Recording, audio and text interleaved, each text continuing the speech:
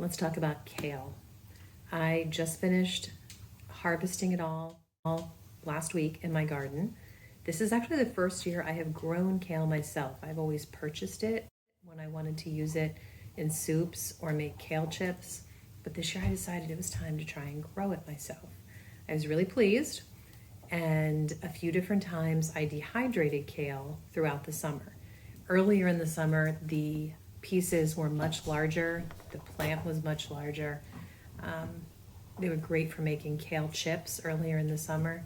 And then now, at the end of the garden season, I had much smaller pieces, but I decided to harvest everything. So even though a lot of them were very small leaves, not a problem. You can simply tear the leaf off from the stem and use it in your soups or dehydrate it.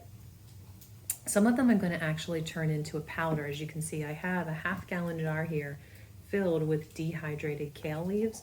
So some I'm going to make into a powder, which I can then just very easily include in my smoothies or my scrambled eggs or however I want to use it to get that nutrition all winter long. But a lot of these I'm going to keep this way to use in soups. It is important when you're dehydrating kale, that you remove that center rib. It's going to be tough and you're not going to like it in your soups, trust me.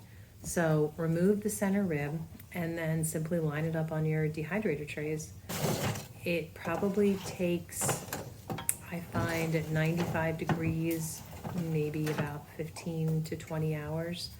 I usually run it, actually I start it in the evening and just run it through the night, and usually in the morning when I'm ready to put it in the jar, it's dry.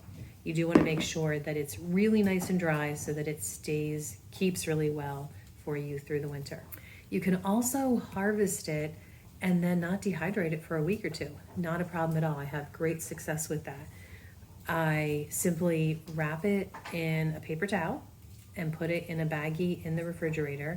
And usually I'm intending that I'm going to use it that week in salads or in smoothies or maybe make kale chips, whatever. But then I don't get to it, and a few weeks later it's still sitting there in my fridge. So it's not a problem to just unwrap it, line it up on your trays, and dehydrate it at that point.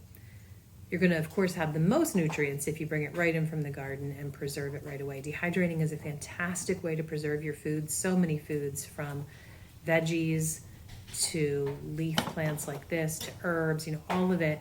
I love to dehydrate because you're maintaining almost 100% of your nutrients, which is not something you can do in so many other preservation manners. You're losing so many nutrients in a lot of other preservation options. And a dehydrator is so easy. And if you have a high quality one, the results are always fantastic. I love mine because it has a small footprint on the counter, but it has so many trays, and I love that the trays are stainless steel. So I can fit a whole lot in there, and I have no concern about anything plastic. And I really do. I've had really good results. This is my third summer with this dehydrator, and I recommend it to everybody who asks. I'll link to it in the description. So it's super easy. Grow yourself some kale or pick some up at the farmer's market. And if you're not going to use it fresh, dehydrate it.